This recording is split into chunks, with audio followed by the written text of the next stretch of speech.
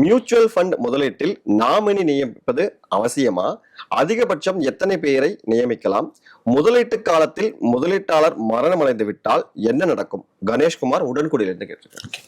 இப்போ வந்து நீங்கள் மியூச்சுவல் ஃபண்ட் இன்வெஸ்ட் பண்ணும்போது நாமினி போடுறதுங்கிறது நல்லது. ஏன்னா நாளைக்கு வந்து உங்களுடைய ஆப்சன்ஸில் வந்து மணி அடுத்து யாருக்கு போகணும்னு நினைக்கிறீங்களோ அவங்கள தான் நாமினியாக போடுவாங்க. பட் நாமினி போட்டவொடனே இம்மீடியட்டாக உங்களுக்கு இறந்து போனால் பைசா வந்துடாது. அதுக்கு சில ப்ரொசீஜர் இருக்குது. பட் நாமினி போடுறது நல்லது.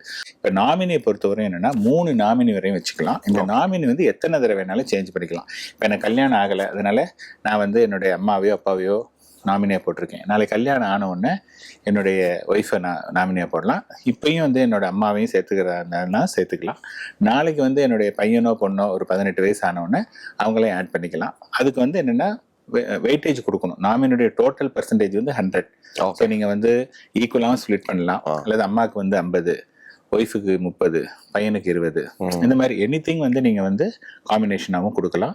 இப்போ வந்து என்னன்னா இதெல்லாம் போட்டிருக்கோம். போட்டதுக்கு அப்புறமா வந்து இறந்து போயிட்டாங்கன்னு வச்சுக்கோங்க. இறந்து போனவொன்னே something called transmission of units அப்படிம்பாங்க. அதாவது இவங்களுடைய யூனிட்டை வந்து யார் பேரில் வந்து நம்ம டிரான்ஸ்ஃபர் பண்ண போகிறோம். இப்போ நாமினி வந்து ஃபார் எக்ஸாம்பிள் நான் வந்து நாமினி என்னுடைய ஒய்ஃப் பேர் போட்டிருக்கேன். நான் நாளைக்கு இறந்து போயிட்டா என்ன ஆகும் அப்படின்னா என்னுடைய ஒய்ஃபுக்கு வந்து ஃபஸ்ட்டு கேஒய்சி பண்ணணும்.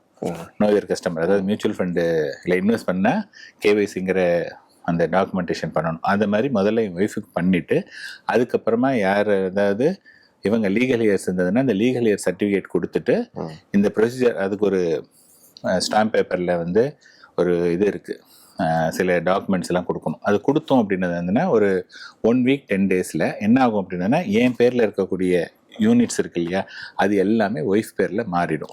ஸோ என் பேரை ரீப்ளேஸ் பண்ணி அவங்க வந்துடுவாங்க. ஒய்ஃப் என்ன டிசைட் பண்ணலன்னா அது பொண்ணும் அது இங்கேருந்து ஸ்விட்ச் ஆகும்போதே எனக்கு எல்லா மணியும் அப்பயே வேணும்னு கேட்கலாம். ஆர் அது அங்கே என் பேர்லேருந்து அவங்க பேருக்கு வந்துருச்சு. Now she has the right, அவங்களுக்கு தான் அந்த இது இருக்குது. அப்போ வந்து கொஞ்சம் கொஞ்சமாக பணம் எடுத்துக்கலாம். அவங்க இஷ்டப்படி எப்படி வேணாலும் பண்ணிக்கலாம்.